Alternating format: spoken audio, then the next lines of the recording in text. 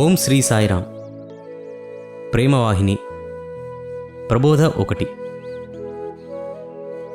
ప్రతి జీవికి ప్రయాణ సాధన సంస్కారమే. మానవులు లోకమున అనేక సంస్కారములతో నిండియుండుట సర్వసాధారణంగా అందరికీ తెలిసిన విషయమే. మానవుల వలన అనేక కార్యములు జరుగుచున్నవి. అట్టివి లెక్కింపబోయిన ఒక దినమునకు నియమిత కాలమైన 24 గంటలకు మించిపోవుచున్నది. త్రాగుట, తినుట, వ్రాయుట, చదువుట, నడచుట, కూర్చొనుట ఇవియే కాక నానా విధాలైన స్వప్నములు, రాగద్వేషములు, మానాభిమానములు, సుఖదుఖములు ఇవ్విధముగా అంతులేక మానవునియందు కనిపించుచున్నవి. వీటన్నిటి సంస్కారములు మనస్సును అంటియేయున్నవి. అందువలన జీవితమనగా సంస్కార సంచయమే. ఇట్టి సంస్కారములు మంచివనియు చెడ్డవనియు 2 విధములు. ఈ రెంటి యొక్క పరిణామములు మానవుని జీవితంలో కనబడుచునేయున్నవి. పలక మీద వ్రాత చెరిగిపోయినట్లు బాల్యపు పనులు, బాల్యావస్థ అంతయు మరుపున పడిపోవును. ఈ జన్మమందు అనుభవించిన బాల్యావస్థయే మరపున పడినప్పుడు పూర్వజన్మ సంగతి గుర్తుండుట ఎట్లు సాధ్యము? అది అట్లుంచి ఈ జన్మమున మానవునకెన్ని జ్ఞాపకమందున్నవో అన్నీయే జరిగినవని చెప్పలేరు.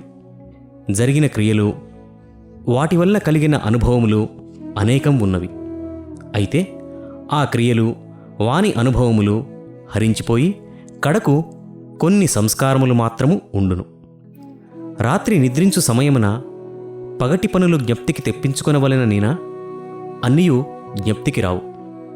బహుస్పష్టమైనవి, లోపల బాగుగా నాటుకొనిపోయినవి ఇవి మాత్రమే ప్రధానంగా జ్ఞాపకమునకు వచ్చును. కాని చిన్నవి మొదలు పెద్దవాటి వరకు జరిగిన పనులు, మాటలు అన్నియూ జ్ఞాపకమునకు రావు. ఈ విధముగా దినచర్య తెలుపుటకే చాలా వరకు మరుగుపరచి, ముఖ్యంగా మనసుకు బాధ కలిగించినవో లేక సంతోషం కలిగించినవో 2-3 మాత్రమే తెలుపుదురే. ఇక వారం విషయాలు మరింత మరుపు, ఇక నెలకు, వర్షమునకు తెలుపవలెనన్నా ఆయా కాలములందు ముఖ్యంగా జరిగినవే మనసున స్పష్టమై మిగిలినవి అస్పష్టమైపోవును. ఇవియే సంస్కారములు. అనేక క్రియలు చేసి అనంతమైన జ్ఞానానుభవమును పొంది చివరకు మనస్సునందుండు సంస్కారములు ఎన్నియో ఉండవు. భిన్న భిన్నములైన కర్మలు, భిన్న భిన్నములైన అనుభవములను కలిగించిపోవును. దృఢమైన 4-5 సంస్కారములు మాత్రమే మిగిలి ఉండును. అవియే మానవుని మూలధనము. మానవుడు జీవితమును వ్యాపారమును జరుపుతూ సంస్కారములను, సంపదను మాత్రము కూడబెట్టును. ఒక వ్యాపారస్తుడు రోజు, వారము, నెల, సంవత్సరము వీటిననుసరించి జమా ఖర్చులు వ్రాసి చివరకు లాభమో నష్టమో ఒక్క అంకెతో తేల్చినట్టే జీవిత వ్యాపారమును తేల్చుకొనవలెను. అనేక సంస్కారముల జమపట్టి పెరిగి పెరిగి కడకు మిగులు ఫలము అతి స్వల్పమే. జీవితపు తుది ఘడియలో ఆ స్వల్పమునే జ్ఞప్త్యందుంచుకొనును. జన్మ పొడవుననూ చేసిన పనులను స్మరణకు తెచ్చుకున్న ముఖ్యమైన 2-3 విషయములో కనబడును. ఇవియే జీవితమునకంతకు ఆధారం. అయితే తానాచరించిన కర్మలు, పొందిన జ్ఞానానుభవములు అన్నీయూ వ్యర్థమైనవని దీని అర్థం కాదు. వాటి పని పూర్తి అయినది. వేల కొలది రూపాయలు వ్యాపారమున పెట్టినా అందులో కొన్ని వేలు నష్టమే వచ్చినా వాని గుండె జల్లుమనును. కొన్ని వేల రూపాయలు ఆదాయమే ప్రాప్తించినా హృదయము చిందులు త్రొక్కును. జీవిత విషయము కూడా ఇట్టిదే. మరణ సమయమున జిహ్వేంద్రియ వాసన జీవితమంతయు రుచులు గుడుచు అభ్యాసములోనే గడిచినట్లు రుజువగును. మరణమాసన్నమైన తల్లికి బిడ్డలు జ్ఞప్తికి వచ్చి పుత్ర సంబంధమైన సంస్కారమే ఆమెలో బలిష్టముగా నుండెనని తలంపవలెను. తానాచరించిన అసంఖ్యాకములైన ఇతర కర్మలు అన్నీయూ మరుగుపడినట్లు రుజువు. ఈ విధముగానే జీవితములో అనేక సంస్కారములు అంతరించి చివరకు బలమైన ఏ ఒక్క సంస్కారమో నిలిచి ఉండును. జీవితము ఇట్టిదని తలంచక తప్పదు. అంత్య సమయమున స్మరణకు వచ్చినదే జీవితమునకంతకును ఫలము. కనుక చనిపోవు వేళ ఏ సంస్కారము దృఢముగా నుండవలెనను కోరిక ఉండునో దానికనుగుణంగా జీవిత ప్రవాహమును త్రిప్పుకొనవలెను. అహోరాత్రులు దానివైపే దృష్టి ఉండవలెను. మరణ సమయమున బలిష్టముగా మనస్సునందుండు భావనయే రానున్న జన్మలో బలిష్టముగా పనిచేయును. ఈ సత్యమునే మానవుడు తన జన్మ సార్థక మార్గమునకు దారిభత్యముగా భావించి జీవిత యాత్రకు బయలుదేరవలెను. కనుక రేపటి నుండియే నిరంతరము మరణమును జ్ఞప్తియందుంచుకొని జీవితయాత్ర సద్భావములతో, సత్యవాక్కులతో, సర్వేశ్వర స్మరణతో, సాధు సంఘ సంబంధాలతో, పాపపు పనులకు కాని, ద్రోహచింతనకు గాని, ప్రాపంచిక వ్యామోహములకు కాని చోటివ్వక అంత్యక్షణము పుణ్యమయము, పవిత్రము, మధురము కావలెను. ఇట్టి క్రమముతో బ్రతికినన్నాళ్ళు సాధన చేయుచూనే ఉండవలెను. మంచి సంస్కారము వైపు మనస్సు మరల్చవలెను. వారి వారి దోషములను వారు గుర్తించినంతనే దిద్దుకొనుటకు ప్రయత్నించవలెను. తన తప్పు తనకు తెలియగానే పునర్జన్మ కలిగినట్లే. అది మానవుని జీవితమునకు నూతన బాల్యావస్థ. ఇదియే మానవునకు నిజమైన మేలుకొలుపు. మృత్యువు ఎల్లప్పుడూ జీవిని అంటియే ఉన్నది. మృత్యువు అను శబ్దము వినగానే మానవుడు సహించడు. ఎంత వెర్రి!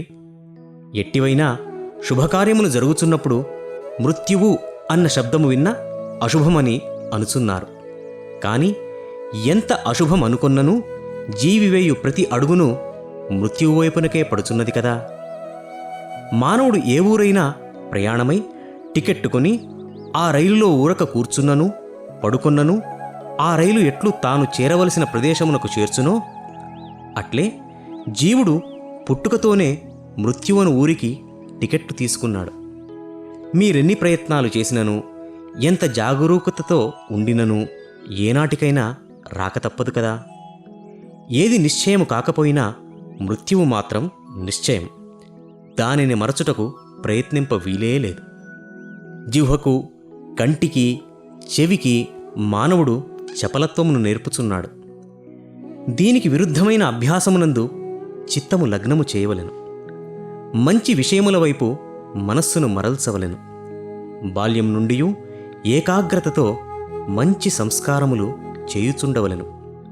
అనుక్షణము కలుగు సంస్కారములు మంచివి అవునా కాదా అని పరిశీలించుకొనవలెను.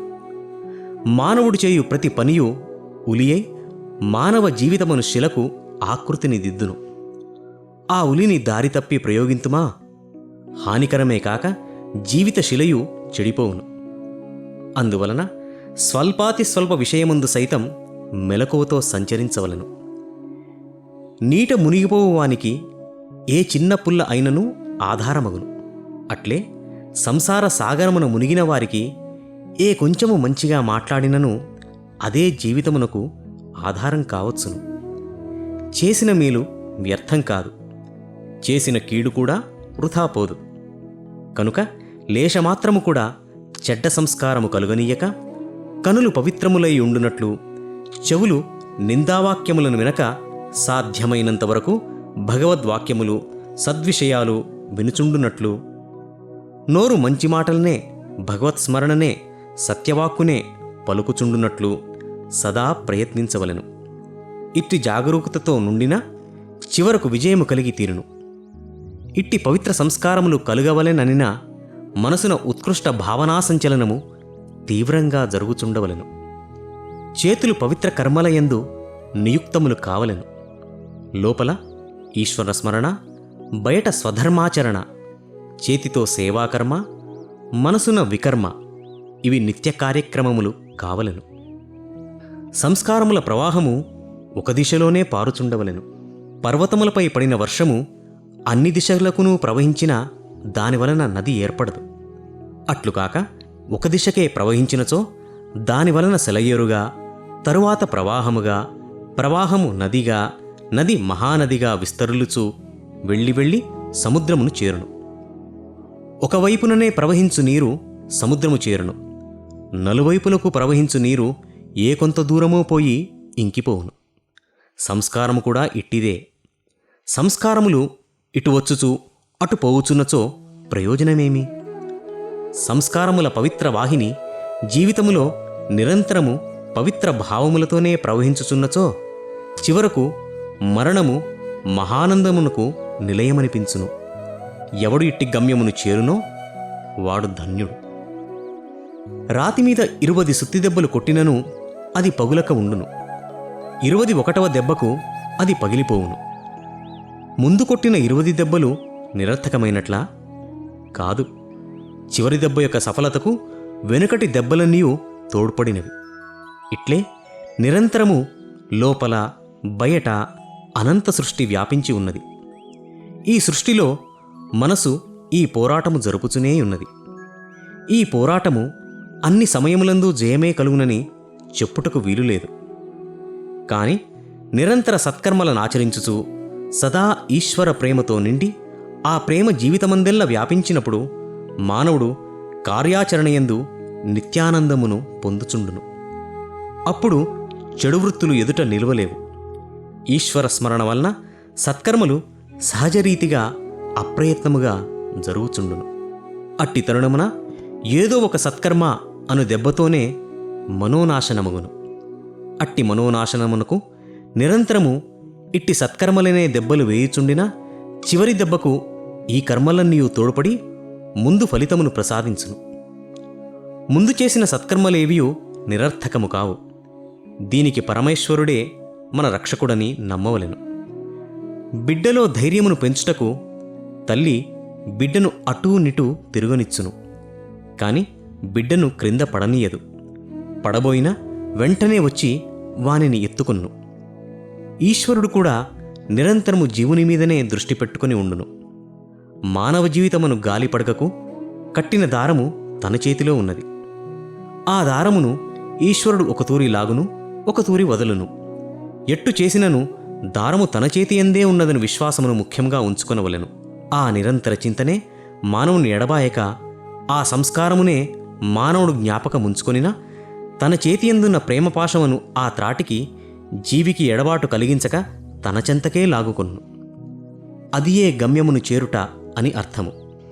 కాని ప్రేమపాశమును త్రాటిని జన్మజన్మాంతర సంస్కారములచే భద్రమైనదిగా సంపాదించుటకు సత్సంస్కారములు చేసి ఉండవలెను. కనుక జీవిగా తయారు అగుటకు సంస్కారమే కారణము. అట్టి జీవిని గమ్యము చేర్చుటకు సంస్కారమే ఆధారము. అనేక సంస్కారములతో బయలుదేరిన జీవి కష్టములు నష్టములు పడి చివరకు సంస్కారములతోనే సర్వేశ్వరుని చేరును. ఇట్టి గమ్యమును చేరుటకు ప్రతి జీవియు సత్కర్మలను ఆచరించవలెను. ఆ సత్కర్మలే పూజలు, స్మరణలు, భజనలు, సర్వజన సమాన ప్రేమ, పరోపకార దీక్ష. ఇట్టి కర్మలను ఆచరించుచు ఈశ్వర చింతన నెడవాయకుండుటే గమ్యమునకు రమ్యమైన రాజబాట. ప్రబోధ 2. అహంకారమే అశాంతికి కారణం. మానవుడు పలు విధములైన అహంకారముతో అశాంతిని తనకు తాను అభివృద్ధి చేసుకొనుచున్నాడు. దీనికి కారణము అస్థిరమైన అధికార వ్యామోహములే. న్యాయంగా యోచించిన ఏ విషయమందు మానవునకు శాశ్వత సంపూర్ణ అధికారము లేదు. ఎందుకన ప్రపంచ అధికారమునకు ఆది అంత్యములున్నను శాశ్వతాధికారికి ఆది అంత్యములే లేవు. శాశ్వతాధికారి సర్వేశ్వరుడే. లోకమున కొందరు విద్యాధికారి అనియు, మరికొందరు ధనాధికారి అనియు, శాస్త్రాధికారి అనియు తలంచవచ్చు. అయితే ఈ అధికారమునకు కొంతవరకు మాత్రమే హద్దు కలదు. పోనీ కొంతవరకైనా అధికారమున్నది కదా అని తలంచవచ్చును. ఈ విద్యలను, ఈ ధనమును ప్రసాదించువారొకరున్నారు కదా, అట్లు ప్రసాదించువారి కంటే వీరు అధికారులు కాదు కదా. ఈ రీతిగా యోచించి చూడ ఒకరికొకరు అధికులై కడకు సర్వులను అనుగ్రహించు సర్వేశ్వరుడే సర్వాధికారి కాని క్షణకాలమునకు సంప్రాప్తమైన అధికారమునకే నేనధికారి అన్న అదియే అహంకారము. నిజాధికారి స్వరూపము సత్యము, దయ, ప్రేమ, సహనము, కృతజ్ఞతలు కలిగి ఉండుట. ఇవి కలవారికి అహంకారమే రాదు. అట్టివానికి చోటే లేదు. అహంకారమే ఆత్మప్రకాశమును మరుగుపరుచుచున్నది. అహంకారము నశించిన అన్ని బాధలు తొలగిపోవును, ఆనందము ప్రాప్తించును. మబ్బు సూర్యుని ఆవరించిన రీతి అహంకారము ఆనందమును ఆవరించినది. కన్నులు విప్పి కన్నులకు అడ్డుగా ఒక గుడ్డను లేక అట్టను పట్టుకొనినా చెంతనే ఉన్న వస్తువులను కూడా చూడలేము కదా. అట్లే భగవంతుడు మానవునకు అన్నింటికంటే సన్నిహితుడుగా ఉన్నను అహంకారపు తెర వలన మాధవుని చూడలేకున్నాడు. ఎంతోమంది సాధకులు, సన్యాసులు కూడా ఇట్టి అహంకారమునకు చోటిచ్చి సాధించిన సద్భావములను కూడా కోల్పోవుచుందురు. ఒట్టి పాండిత్యమూలమున ప్రయోజనము లేదు. పేరు ప్రతిష్టలు పొందవచ్చును. ఆత్మానందము లేని పేరు ప్రతిష్టలు పునాది లేని గోడలు. శాస్త్రములు, వేదములు, ఉపనిషత్తుల యొక్క తత్వములు జీవితమున ఆచరణలోనికి రావలెను. అట్లు ఆచరణలోనికి రాని ఎన్ని మాటలైనను, ఎట్టి పాండిత్యమైనను ప్రయోజనముండదు. అట్టివి ఆచరణలోనికి వచ్చుటకు నాకు తెలియను అన్న అహంకారమును వదిలి అందులోని యథార్థ సారమును యోచించవలెను. పంచాంగమందు 10 దుక్కుల వర్షము కురియునని వ్రాయబడి ఉండ ఆ పంచాంగమును 10 మడతలు పెట్టి పులిమినను ఒక చుక్కైనా నీరు వచ్చునా? రాదు. ఎందుకు? వర్షము వచ్చునట్టి విషయమును తెలుపుట పంచాంగ లక్షణము కాని నీటితో తడుపోని పంచాంగము వచ్చుటలేదు. ఆ 10 దుక్కుల నీరు పై మేఘములయందున్నది. అట్లే సర్వతత్వములు, నీతి నియమములు, సద్వాక్యములు, మన కర్తవ్య ధర్మములు ఇత్యాది మార్గములు విమర్శించి తెలుపుటే శాస్త్రవేద ఉపనిషత్తుల మహాలక్షణము. కాని ముక్తిని, శాంతిని, సాక్షాత్కారమును అందులో ఇముడ్చుకొని రావు. వాటిలో తెలుపబడిన మార్గమును, నియమములను, నీతులను అనుసరించిన ఆ తత్ఫలమును పొందవచ్చునే కాని ఊరక చదివి అన్నీయూ తెలుసుకొంటిమన్న అహంకారము పడిన మమకారముతోనే మరణ ప్రాప్తి. అట్టి నిజము తెలియని మరణము పునర్జన్మమునకు పునాది. సంతకు దూరముగా ఉన్నంతవరకు హో హో అను పెద్ద గోల వినపడుచుండును. సంతలో ప్రవేశించగానే ఆ శబ్దము మాయమై అచ్చట జరుగుచున్న బేరసారములే తెలియను. అట్లే పరమాత్మ విషయమును తెలియనంతవరకే ఈ అహంకారపు గందరగోళములు ఒకే శబ్దముతో బాధించును. పరమాత్మను సమీపించగానే అందుకు తగిన సాధనలు స్పష్టంగా గాంచుదురు.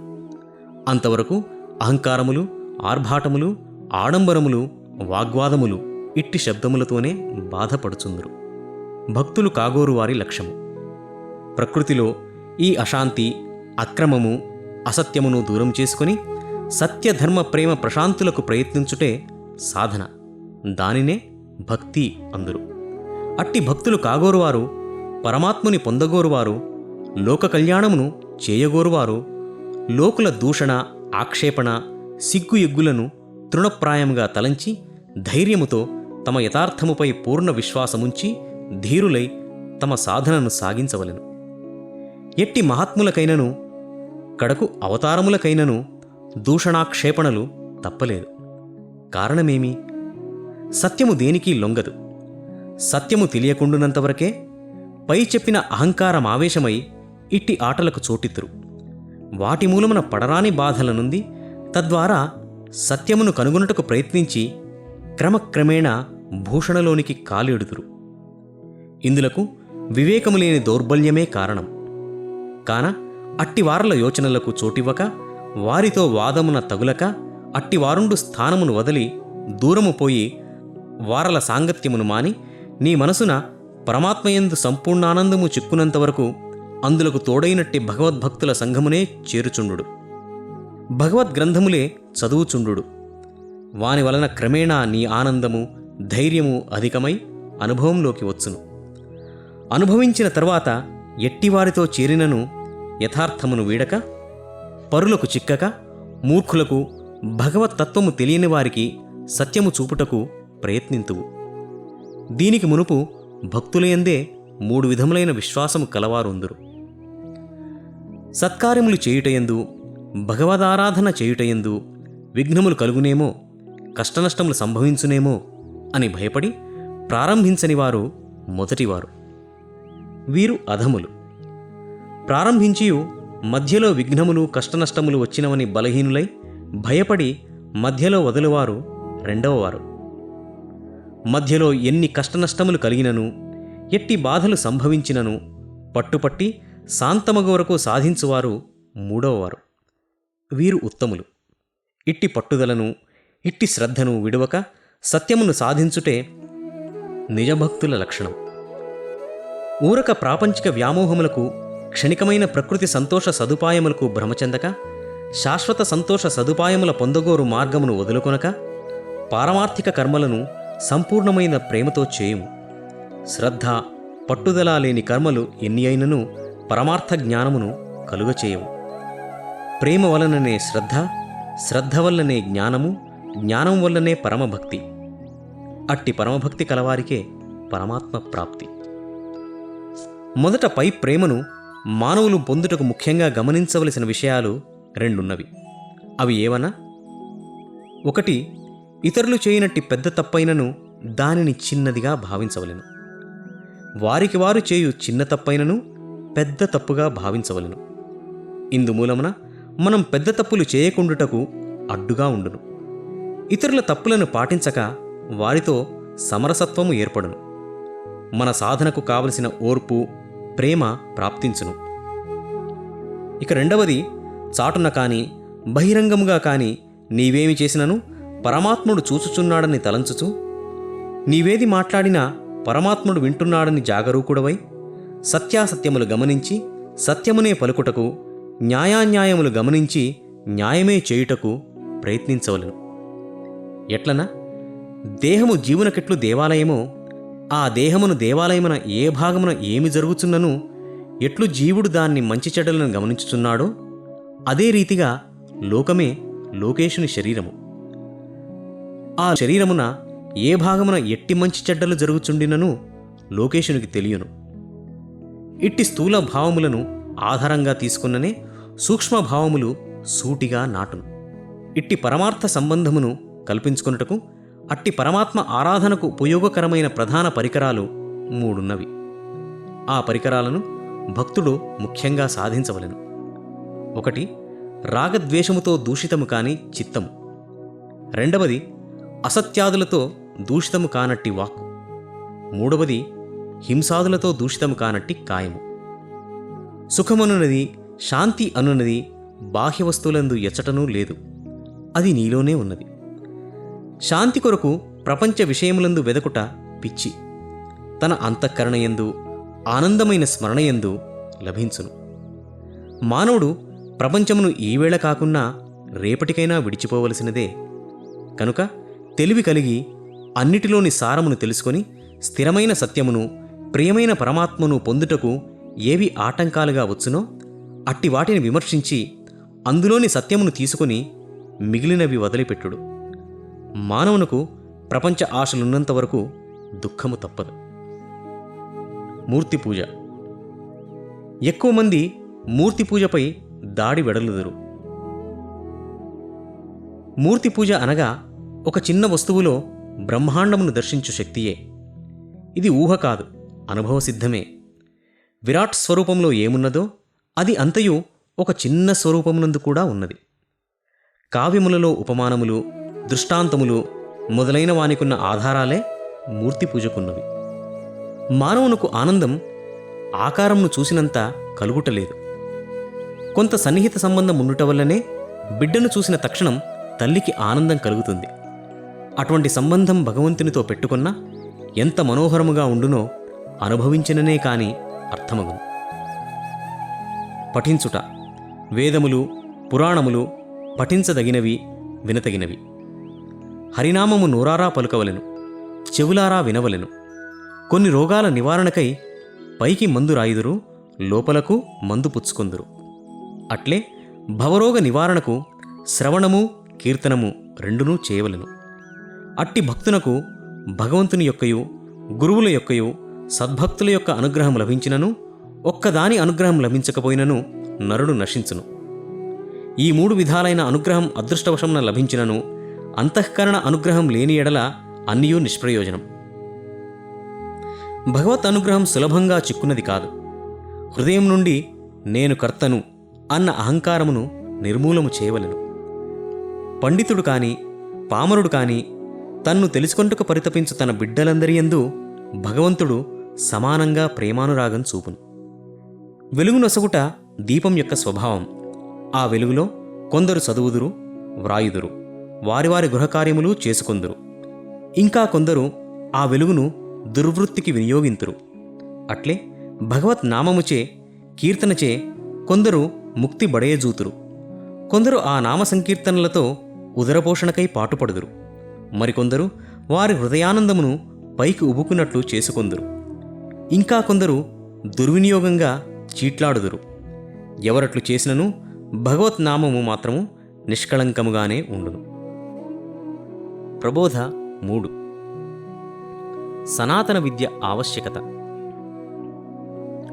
లోకమున మానవులు ఎన్నియో విద్యలు చదివిరి కదా, ఎన్నియో యంత్రములు సృష్టించిరి కదా, ఎంతయో జ్ఞానాభివృద్ధి పొందిరి కదా.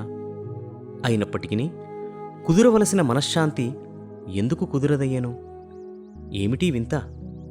నానాటికిని నట్టేట కొట్టుకొనిపోయి శాంతికి దూరంగా పోతున్నారే ఎందుకు?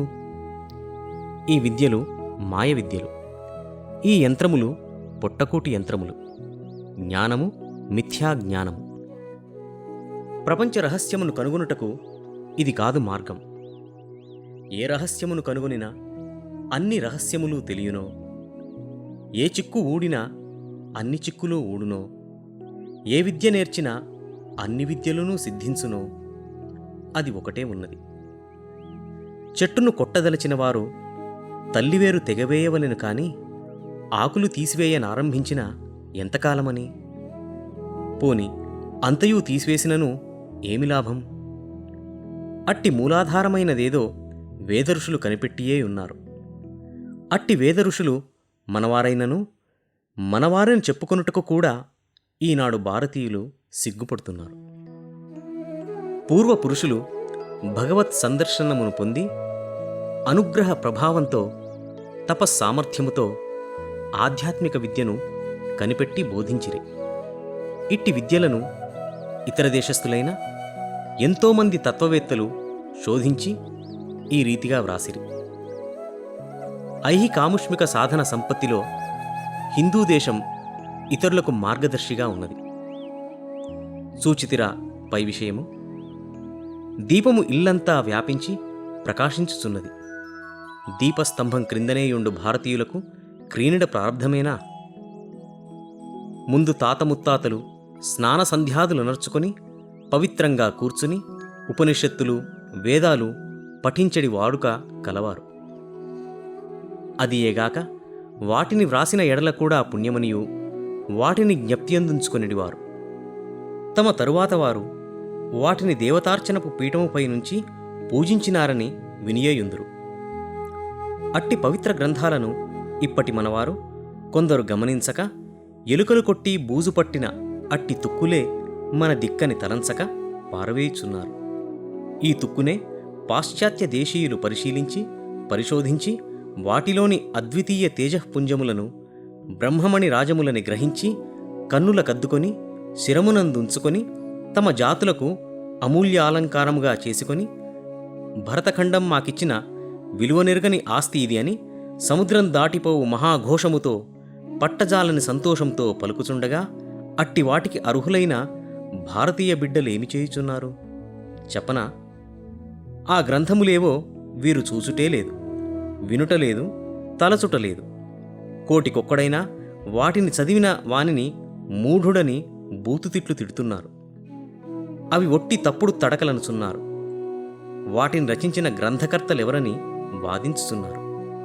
అట్టి పవిత్ర భాష దైవ భాష అయిన సంస్కృతమును అభ్యసించవలసిన వారు అది కష్టమని చెడామడా తిట్టి ఇతర దేశులకు అప్పగించుతున్నారే. ఎంత విచిత్రం! పోనిండు, దేశభాషలైనను సక్రమంగా అభ్యసించుచున్నారా? లేదు. ఇక మీరభ్యసించున్నదేమి? ఇక మీకు సుఖమెప్పుడు? సృష్టిమర్మము తెలుసుకొనుటెప్పుడు? శాశ్వత సుఖమొక్కటే కాని రెండూ లేవు. దానిపైననే దృష్టి పెట్టుడు. ఉపనిషద్ విద్యలను అభ్యసించుడు.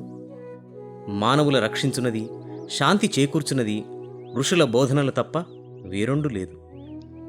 కష్టసుఖాలలో ఉన్నను, జీవితాధార విద్యలను అభ్యసించుచుండినను దృష్టి మాత్రం బ్రహ్మపై నుంచుడు. సుగుణముల అభివృద్ధిని తర్ఫీదు చేయక తెలివి మాత్రం అభివృద్ధి చేయు నేటి విద్యలు లోక కళ్యాణమునకే హానికరం. ఇట్టి సద్గుణములపై నేటి బాలురకు బిగువు లేకుండుటకు ప్రస్తుత విద్యా విధానమున ఆధ్యాత్మిక సద్బోధనలు లేకుండిటే కారణం. బాలురు కాని, బాలికలు కాని, స్త్రీలు కాని, పురుషులు కాని పవిత్రమైన, బలమైన, అందమైన, శీలమును పాడుచేయని విద్యనే అలవరుచుకొనవలెను. అట్టి విద్యయే విద్య కాని ఎక్కడెక్కడో ఉన్న అన్ని రకాల సంగతులను తీసుకుని వచ్చి విద్యార్థుల బుర్రలలో చేర్చుకొనుట కాదు. మానవులలో ఉండు ప్రత్యేక గుణ విశేషములకు పరిపూర్ణ వికాసం కలిగించు పద్ధతియే ఆధ్యాత్మిక విద్య. మానవుడు బాహ్యరీతిగా పరిగించున్నది సత్యము కాదు. మానవులు పైఛాయ చూచి అదే వస్తువు అనుకొనుచున్నారు. ఒడ్డు, పొడవు, వెడల్పు చూచి వస్తువు అనుకొనుచున్నారు. వస్తువు వికారమును చూచి వస్తువని మోసపోవుచున్నారు. ఛాయను చూసి వస్తువని భ్రమించు ఇప్పటి జ్ఞానము జ్ఞానమగునా? తోలుబొమ్మను చూచి మనిషి అని తలంచిన జ్ఞానమగునా? అన్ని వస్తువులు మనం చూచుచుంటిమని అనుకున్నదేదో అది వస్తువు కాదు. అన్నీ తెలుసుకొంటిమని అనుకొనుచున్నదేదో అది పదార్థము కాదు. ఆత్మ పరబ్రహ్మయని అద్వైతి ఎరుగును. తానే బ్రహ్మయని ఆతడెరుగును. ఎట్లెరుగును? గురుడు అట్లు బోధించటం వల్ల, శృతులు అట్లు శాసించటం వల్ల ఈ ఎరుక మాత్రం విజ్ఞానమగునా? కానేరదు. తానే బ్రహ్మము. ఈ రెండు మాటలకే అర్థం తెలిసిన తోడనే బ్రహ్మైక్యదశ సిద్ధించునా?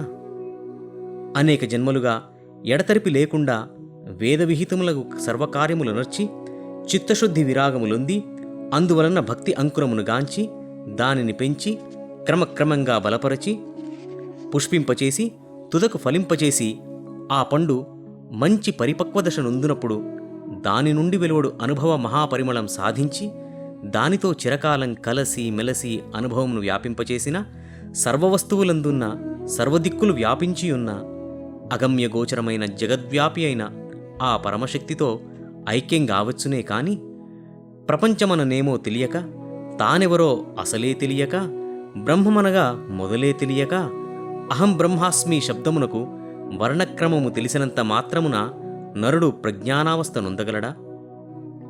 శబ్దార్థ జ్ఞానము ప్రధానం కాదు. ఆ ఎరుకయే ఎరుక కాదు, అనుభవజ్ఞానముండవలెను. మట్టి నుండి ఘటస్వరూపమును వేరుచేయ ఎవరికీ తరము కాదు. ఘటము యొక్క స్వరూపం కల్పితం. ఘటకారణమగు మృత్తిక మాత్రమే సత్యం. అవిద్యచే కల్పింపబడిన నామమాత్రం గల కుంభము స్వరూపంలో ఎట్లుండును? కారణము కంటే భిన్నంగా కార్యం ఉండజాలదు. ఈ సర్వప్రపంచం నానా రూపాలుగా ప్రతీతమగుచున్నదే కాని జ్ఞానమందు ఆయా రూపాలు స్ఫురింపక అధిష్టాన బ్రహ్మం మాత్రమే గోచరమగును. ఆత్మ కంటే ఇతర వస్తువు గోచరింపకుండుటే అద్వైతం. దృశ్య ప్రపంచమే సత్యమగునేని సుషుప్తి కాలమందు సహితం ఆ ప్రపంచం తెలియవలెను కదా.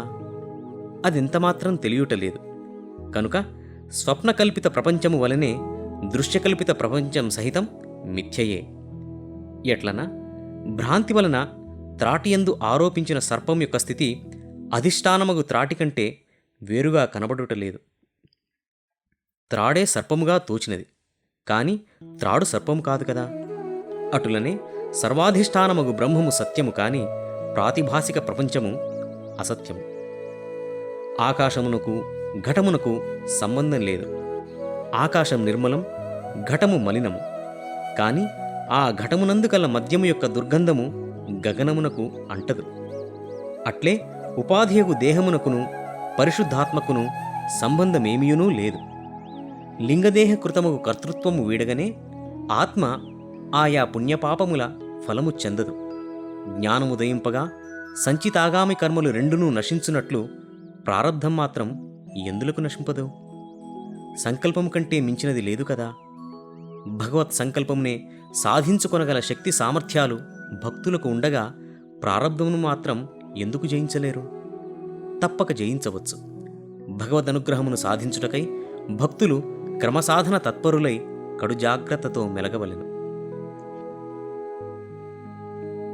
ప్రబోధ 4. ఉత్తమ జీవికి ఉత్తమ గుణమే సార్థక మార్గము. గడచిన యుగములన్నిటికంటెను ఈ కలియందు వివేకమునకు ఎన్నో సులభ మార్గములున్నవి. వివేకమా, కావలసినంత వెలుగుతూనే ఉన్నది. విద్యయా, అభ్యసించుటకు కావలసినన్ని కళాశాలలున్నవి. ధనమా, కష్టపడి అయినా సంపాదించే సదుపాయములున్నవి. ఇన్ని ఉండియు శాంతి సంతోషములు లేకుండుటకు, ఇన్ని బాధలు పొందుటకు కారణమేమి? మానవ ప్రవర్తన లోపమే కాని వేరు కారణము లేదు. మానవ జన్మము ఉత్కృష్టమైనది. అట్టి పవిత్ర జన్మమును సార్థకము చేసుకొనుటకు పవిత్ర ప్రవర్తనలు ప్రధానం. అట్టి ప్రవర్తనకు గుణము ముఖ్యం. మనుజుడు చనిపోయిన తరువాత కూడా వాని స్వభావము నిలిచియే ఉండును.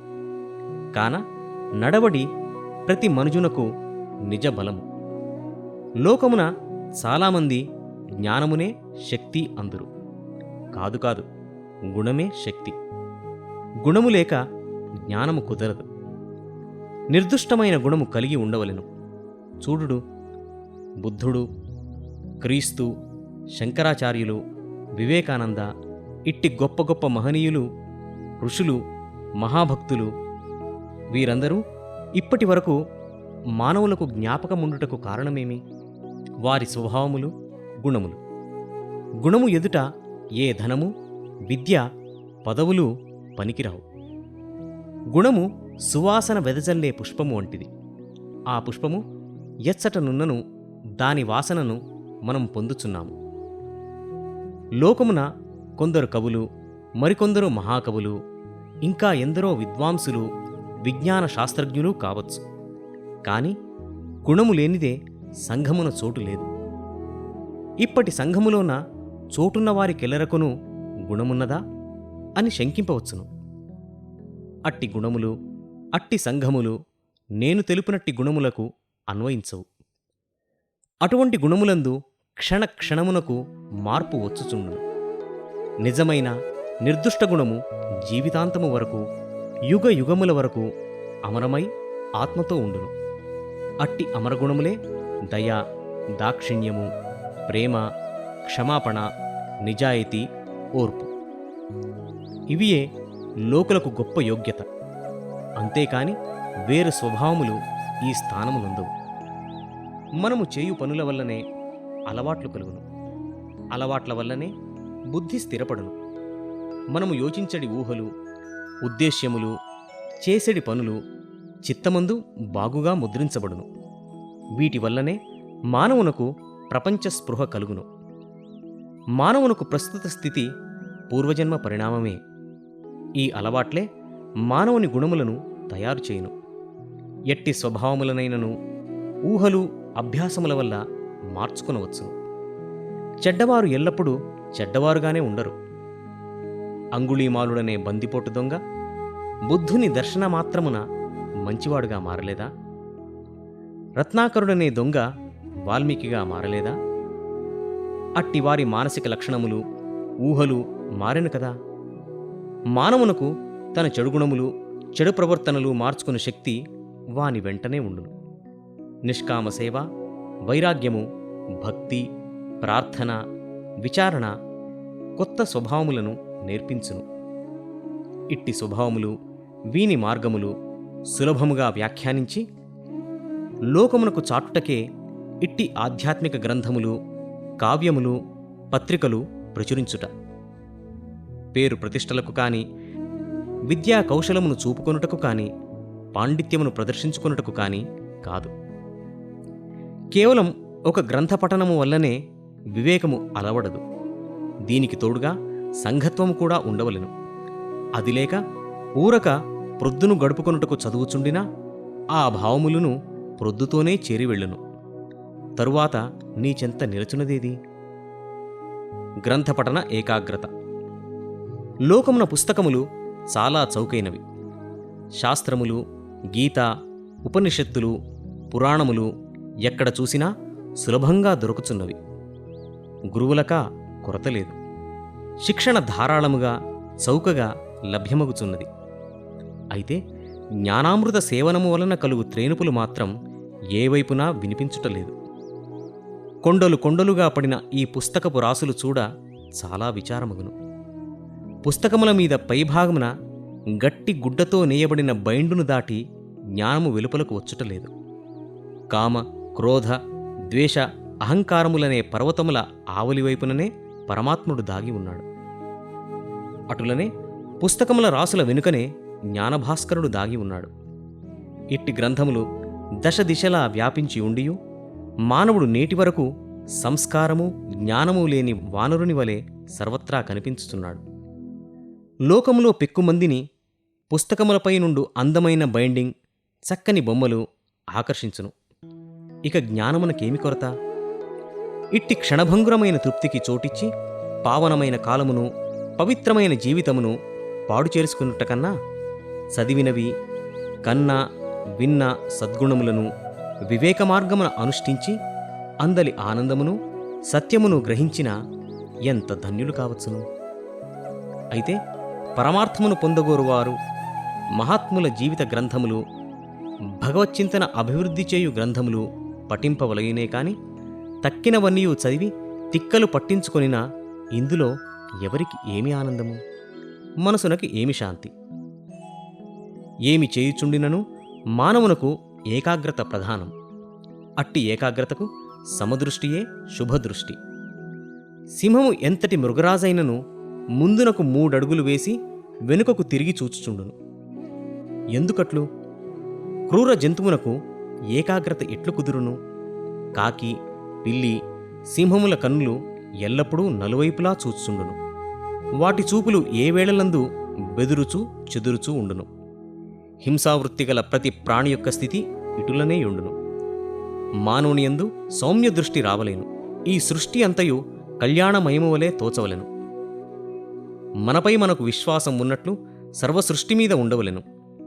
ఇందులో భయమేమున్నది? ప్రకృతిలో చెడు ఏమాత్రమునూ లేదు. చెడుగు ఎక్కడేని ఉన్నచో అది మన దృష్టిలోనే. మన దృష్టిని పట్టే సృష్టి ఉండును. మనము వేసుకున్న కంటి అద్దాల రంగును బట్టి ప్రకృతి రంగులు మారును కదా. సాధనే జీవితమునకు మార్గము. మానవుడు ఎంత ఉత్తమ స్థితికి పోగలడో, ఈ నరదేహమునందు ఎంత శక్తి ఇమిడి ఉన్నదో చూపగల, తెలుపగల మహాత్ములు నాడును నేడునూ కలరు. మనసు ఎల్లప్పుడూ బయటనే తిరుగుచుండుట, ఇతరులను విమర్శించుట, ఇట్టి వ్యాపారములయందే అది చాలా వ్యర్థమైపోతున్నది. ఇతరుల గుణదోషములను చూచుటలోనే నిమగ్నుడైనా ఇంక ఏకాగ్రత ఎట్లు కుదురును? నా వంటి దేహం కలవారే వీరపురుషులు, నా వంటి దేహము కలవారే మహాపురుషులు. వారే ఇట్టి స్థితికి రాగలిగినప్పుడు నా స్థితి ఇట్లు ఎందుకుండవలెను? ఇతరుల లోపములను వెదకినచో నాకేమి లాభము? నా లోపములు నేనే వెదకి నాకు నేను మనసు స్వాధీనంలో పెట్టుకొనవలెను అనే సంకల్పము స్థిరము చేసుకొనుట మొదటి సాధన. మనము దినమంతయు పనులు చేయుచునే ఉందుము. ఇట్లు దినమంతయు పడుపాట్లలో ఉద్దేశమేమి? ఈ అట్టహాసము, ఈ ఉరుకులు, పరుగులు అన్నీయూ మన చరమదశ మధురంగా ఉండవలననియే కదా. పగటి యొక్క తుది ఘడియ సాయంకాలమున వచ్చును. పగటి పనులన్నీయూ పవిత్ర భావములతో జరిగిన రాత్రి ప్రార్థన మధురంగా జరుగును. అట్టి సంతృప్త భావము ఏర్పడగానే ఏకాగ్రత పొందుదుము. మానవుడు ఎక్కువ కాలం జీవింపబోడు. ఈ స్వల్పమైన ఆయుః ప్రమాణములోనే దివ్యసుఖమును చవిచూడగల సామర్థ్యం వానికున్నది. 2 వ్యక్తులు కేవలం ఒకే ప్రింటులోనే తయారైనట్లా ఉందురు. 2 అవయవములు సమానముగానే ఉండును. ఇట్లుండియు ఒకడు దేవతుల్యుడు కావచ్చును, మరొకడు పశుప్రాయుడు కావచ్చును. దీనికి కారణమేమి? ఇరువురిది ఒక మతమే కదా, ఒకే మానవాకారము కదా. పరమేశ్వరునకు ఎందుకు భేదము? కాదు కాదు, ప్రవర్తనను బట్టి ఈ ఇరువురు ఒక జాతి వారని నమ్మలేము. కనుకనే మొదట మానవునికి ప్రవర్తనలు ప్రధానమైనవి.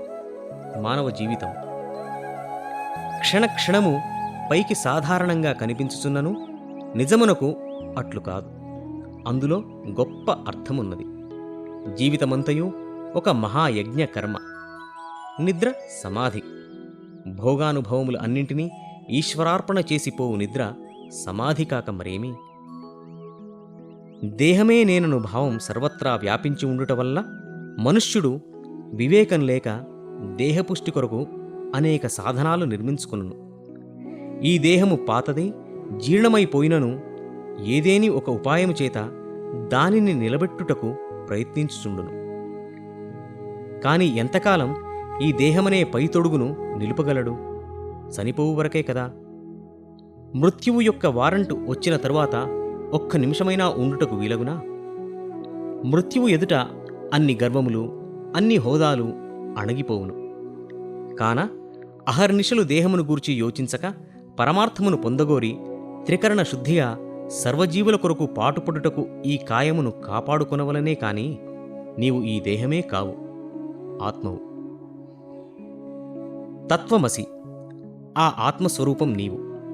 ఇది మిక్కిలి ఉన్నతం, పవిత్రము అయిన మహావాక్యం. నాశరహితమైన ఫలమేదో, ఆ లోపల సారమేదో అదే నీవు. ఈ దేహము కంటే భిన్నము, నిష్కళంకము అయిన ఆత్మతత్వమే నీవు. ఆ ఆత్మతత్వ నిమిత్తమే నీకీ శరీరం ప్రాప్తించినది. నీవు ఎల్లప్పుడూ స్థిరముగా నుందువు. ఈ శరీరమును వాహనంగా చేసుకుని వచ్చుట ఎవరిని వారు నాశనం చేసుకొనుటకా? కాదు, ఈ దేహముపై అధికారము వినియోగించి తద్వారా లోక కళ్యాణమును వృద్ధిపరచుట కొరకు. ఈ మహత్తత్వము నిమిత్తము ఈ శరీరమును విసరవలెను. కర్మాచరణకే ఈ దేహము. ఈ దేహము కేవలం నిమిత్తమాత్రమైన సాధనం, ఈశ్వరదత్తమైన ఒక పనిముట్టు. దాని అవసరం తీరిననాడు దానితో అవసరం లేదు. అట్టి నిజతత్వమును పొందువరకు దేహమును మాత్రం సర్వవిధాలా కాపాడుకొనవలెను. చలికాలంలో వేసిన దుస్తులు ఎండకాలమున ధరింతుమా? అట్టే ప్రపంచ వ్యామోహమనే గాలులు వీచునంతవరకు, ఆ గాలులకు తాళలేనంతవరకు ఈ మలినమైన మందమైన తోలితిత్తులు అవసరం. వాటి గాలి మానవుని మనసునకు కాని, కాయమునకు కాని, వాక్కునకు కాని సోకకుండిన సూక్ష్మదేహమును ధరింతురు. వర్షముతో ఆకాశము, భూమి ఒకదానితో ఒకటి కలిసిపోవును. చూడు, ఆ దృశ్యము ఆనందదాయకం. ఈ సృష్టి మానవునికి స్వతః శిక్షణ ఇచ్చుచున్నది. సృష్టితో ఏకరూపం కావలెను. సృష్టి యొక్క క్షరత్వము ఈ విధంగా క్రొత్త కొత్త సాధన సామాగ్రిని ఇచ్చుచున్నది. ఈ సృష్టి నడుము కట్టుకొని సేవకై నిలిచిన సనాతన సేవకుడు. సేవ, సేవకుడు, పరమాత్మ ఈ మూడు మానవునకు కనిపించుతూనే ఉన్నవి. దానిపై ఈ ఆటపాటల ఆడంబరం. ఈ పురుషోత్తముడు క్రొత్త క్రొత్త సేవా సాధనములనిచ్చి నా వలన ప్రేమపూర్వకమైన సేవలు చేయించుకొనుచున్నాడు. వివిధమైన సాధనలనిచ్చి నాచేత ఆట ఆడించుచున్నాడు. రకరకాలైన ప్రయోజనకర కార్యాలు నాచేత చేయించుచున్నాడు అని ఇట్టి భావములతో జీవితయాత్ర సాగించినచో ఎంత ఆనందం లభించును. చూడు, మానవులు చేయు ప్రతి కార్యము భక్తిమయము కావలెను. ఉదయం మొదలు సాయంత్రం వరకు చేయు ప్రతి కర్మయు భగవంతుని పూజగా తలంచవలెను. మానవులు ఎంతో శ్రద్ధతో పూజ కొరకు తెచ్చిన పుష్పములు వాడక నలగకుండుటకు ఎంత శ్రద్ధగా భద్రపరుతురు. వాసన చూసిన ఏ దోషమో అని పళ్ళెరమున కడుజాగ్రత్తగా ఉంచుదురు. ఈ దృష్టియే అనుదిన జీవిత కార్యములపై ఉండినా అప్పుడు లోకమున మానవుని వలన అఖండ సేవ జరుగును. నేను అన్నది ఏమాత్రం మిగలదు. అహంకారమును వదులుకొని జీవితమును హరిపారాయణము గావించుకొనవలెను. పరమాత్మ అతడు, సేవకుడను నేను. ఈ సృష్టి సాధన రూపము అని భావన కలిగిన నాది, నేను అనున్నది మటుమాయమగును. భక్తి, జ్ఞానము ఒక్కటే. భక్తి, జ్ఞానము వేరువేరని తలపరాదు. మానవునికి బోధపడుటకు వేరువేరు మాటలతో చెప్పుకొందురు. భక్తియే జ్ఞానముగా మారును. సగుణ నిర్గుణ సంబంధమే భక్తి జ్ఞాన సంబంధం. కర్మ అనునది, భక్తి అనునది, జ్ఞానమనున్నది వేరువేరు అనుటకు నేను ఒప్పుకోను. వాటిని వేరువేరు చేయడం నాకిష్టం లేదు. కర్మ, భక్తి, జ్ఞాన సముచ్చయవాదమును కూడా నేను అంగీకరింపను. కర్మయే భక్తి, భక్తియే జ్ఞానం. మైసూరుపాకు ముక్క మాధుర్యము, దాని ఆకారము, దాని బరువు మూడునూ వేర్వేరెట్లగును. మనం నోటిలో వేసుకున్న వెంటనే దాని ఆకారం తినివేసినాము, దాని బరువును జీర్ణించుకున్నాము, అందులోని మాధుర్యమును రుచి చూసినాము. ఈ మూడు పనులు కలిసి ఒకసారే జరిగినవి కదా. ఒక క్షణమున ఆకారము, ఒక క్షణమున బరువుయు, మరొక క్షణమున మాధుర్యము లేదు. ఆ విధంగానే జీవుడు, ఆత్మ, పరమాత్మ వేరువేరు కాదు, కానేరదు. ప్రతి కార్యము సేవామయము, ప్రేమమయము, జ్ఞానమయము కావలెను. జీవితం యొక్క విభాగాలు అన్నింటిలోనూ కర్మ, భక్తి, జ్ఞానములు నిండి ఉండవలెను. ఇట్టి వానినే పురుషోత్తమ యోగము అందురు. ఈ భావాలు ఆచరణలోకి రావలెను. నోటితో చెప్పిన ప్రయోజనం లేదు. శుద్ధమైన భక్తి జ్ఞానములతో హృదయము వికసింపచేసుకుని సాధన చేయవలెను. నామామృత మాధుర్యములు, జీవిత కళయు వేరు కాదు. నామము యొక్క ఆంతరిక ఘోషకును బాహ్య జీవిత కళకును సామరస్యమున్నది. క్రియను ఈశ్వరార్పణ చేసిన మీదట స్వార్థము, పదార్థము, పరమార్థము అనియు ఏకరూపమైపోవును. ఇంతవరకు నీవు నేను వేరు అనుకొనుచూ వచ్చిన భేదబుద్ధిని తొలగించుకొని ఏకం కావలెను. నీవు నేను కలియుట వల్లనే మనం అగుదుము. ఇక మనం అతడు ఏకం కావలెను. జీవుడు మొదట ఈ సృష్టితోనూ ప్రకృతిలో తదుపరి పరమాత్మతోనూ సామరస్యమును సాధించవలెను. ఓం తత్ సత్ మంత్రమునందు ఈ భావమే సూచించబడినది. నేడున్నది అదే, నిన్న ఉండినది అదే, రేపుండున్నది అదియే. ఎల్లప్పుడూ అతడున్నాడు, నేను ఉన్నాను. సాధన కూడా ఉన్నది. సూర్యుని మనమెప్పుడు చూసినను తన కిరణాల నుండి వేరుగా అతడు ఉండడు. ఇట్లే ప్రతి సాధకుడును ఎట్టి పరిస్థితుల యందును సాధనను విడిచి ఉండరాదు. ఈ విధంగా నిరంతర సాధన చేయుచున్నప్పుడే అతడు ఓంతో ఏకరూపమైనట్టు చెప్పవచ్చును. మానవ కర్తవ్యం. నైతిక జీవితములో మానవుడు తన కర్తవ్య కర్మల ద్వారా హృదయమాలిన్యమును కడిగివేయుటకు ప్రయత్నించవలెను. అట్టి యత్నమును సలుపుచుండగా తాను అలసిపోవు సమయం ఒకటి వచ్చును. అప్పుడు ఓ పరమాత్మ, నా ప్రయత్నమింతకు మించి పోకున్నది, నాకు శక్తిని, బలమును మరికొంత ప్రసాదించుము అని ప్రార్థించవలెను. మొదట పరమాత్ముడు దూరంగా నిలిచి చూచుచుండును.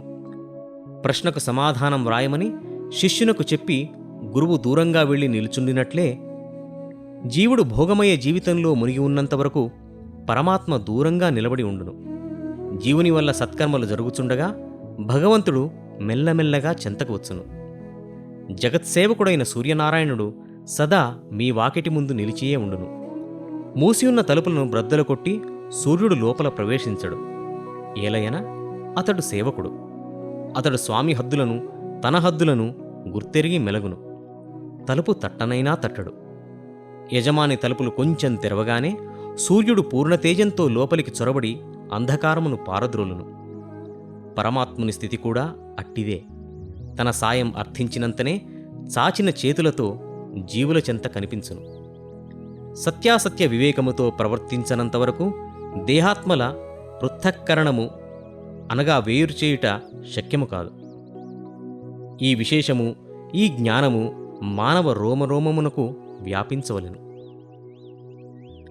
సద్గుణమే జ్ఞానము. జ్ఞానమనగా తెలిసికొనుట అని చెప్పుదుము. కేవలం బుద్ధితో తెలిసికొనుట మాత్రమే కాదు. ముద్ద నోటియందు పెట్టుకొన్ననే భోజనం చేసినట్లు కాదు, దానిని నోటియందు ఉంచుకొని నమలవలెను. అది గొంతు నుండి జఠరమునకు పోయి శరీరమునందెల్లా వ్యాపించును, దేహమును పుష్టివంతం చేయును. అప్పుడే అది నిజమైన భోజనమగును. అదే రీతిగా కేవలం బుద్ధిగత జ్ఞానము వలన ప్రయోజనం లేదు. అది జీవితమందెల్లనూ వ్యాపించవలెను. ఆ జ్ఞానము చేతులు, కాళ్ళు, కన్నులు మొదలైన ఇంద్రియాల ద్వారా ప్రకటితము కావలెను. జ్ఞానేంద్రియములను, కర్మేంద్రియములను, సర్వకర్మలను వివేకంతో అనుష్ఠించు స్థితికి రావలెను.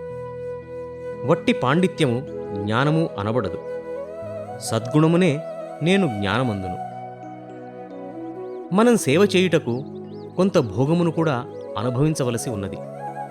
భోగము కూడా యజ్ఞమునందలి ఒక భాగమే. శరీరమను యంత్రమునకు అన్నము అనే బొగ్గును వేయవలెను. ఈ ఆహారము యజ్ఞము కాకపోయినను యజ్ఞమును సిద్ధింపచేయుటకు ఇది ఒక ముఖ్య సాధనం. ఇయ్యది ఉదరపోషణము కాదని యజ్ఞకర్మయే అని తెలిసికొనవలెను.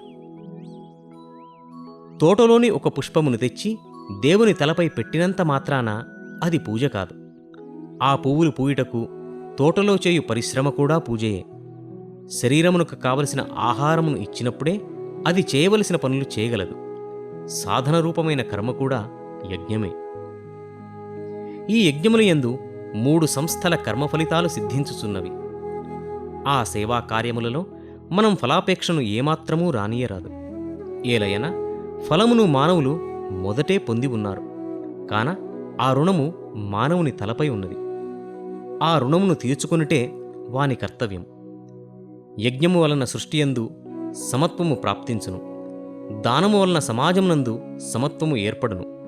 తపస్సు వలన శరీరంలో సమత్వము సిద్ధించును. ఈ విధంగా 3 సంస్థల యందును సమత్వమును నెలకొల్పుటకు ఈ కార్యక్రమములు తోడ్పడును. సత్యమే దేవుడు. వీటినన్నింటినీ సాధించుట కొరకు తెలుసుకొనుటకు నైతికత అనే బలమైన పునాది కావలెను. సత్యాసత్య వివేచన చేయుచు ఎల్లప్పుడూ సత్యమునే గ్రహించవలెను. సారాసార విచారణ ద్వారా సారమునే పొందవలెను. చిప్పలను పారవేసి ముత్యములనే గ్రహించు చందమున జీవితమును ప్రారంభించవలెను. తరువాత స్వప్రయత్నం, ఈశ్వర కృప వీని బలంతో పురోగమించవలెను. ఈ సాధనయందు దేహము నుండి ఆత్మను వేరుచేయు అభ్యాసము చేసినచో అది మనకు చాలా సహకారి అగును. మనము ఏ విచారణ చేయుటకును మొదట సత్యాసత్య విచారణ చేయుట సర్వశ్రేయస్సు. ఆ విచారణ ప్రతి లౌకికమునందు కాని వ్యావహారికమునందు కాని ఇక ఏ చిన్న విషయమందైనను సరే అది అవసరం. సృష్టి, స్థితి, లయము అన్నియును ఆ సత్యము వలననే జరుగుచున్నవి. సత్యమే తాను. సత్యమును కనుగొంటిమన్నా సర్వేషునే తెలిసికొంటిమి. ఇట్టి పవిత్ర పరమార్థపు సేవలకు ఆహార శుద్ధి కూడా అవసరం. ఆహారమును పట్టియే మనసుండును. ఆహారము మితంగా ఉండవలెను. ఆహారము ఎంత అను విషయం కన్నా ఎట్టిది తినుచున్నామన్నది ముఖ్యం.